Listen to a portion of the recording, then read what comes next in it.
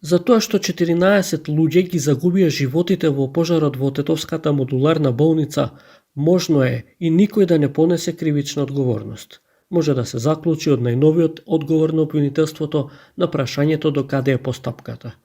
Сепак од друга страна одредени факти како да го наметнуваат прашањето дека има осомничени, затоа што доколку нема, зошто би траела толку долго истрагата, која веќе надминува 6,5 месеци. Се уште е во тек анализата на собраните докази, вербални искази на сослушани сведоци и други лица, како и стручни вештачења, за да се открие како настрадаа 14 мажи и жени кои беа болни и се лекуваа од COVID-19.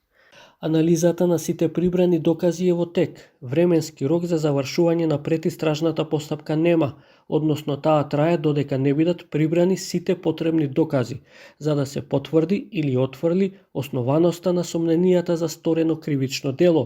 Во моментот кога ќе биде донесена јавно обвинителска одлука во предметот, јавноста ќе биде известена. Дали во конкретниот случај надлежниот јавен обвинител ќе поднесе обвинение или ќе донесе друг вид одлука, ќе зависи од прибраните докази и утврдените факти, се вели во соопштението на јавното обвинителство. Во неколку месечната истрага беше побарана и добиена и помош од друга држава. 4 вештачења беа направени во изминатите 6 месеци со цел за да се откријат причините за пожарот во кој загинаа 14 луѓе. Вештачења правеа од МВР, Технолошкиот факултет, стручно лице електроинженер, како и експерти истражители на Сојузната криминалистичка полиција на Германија.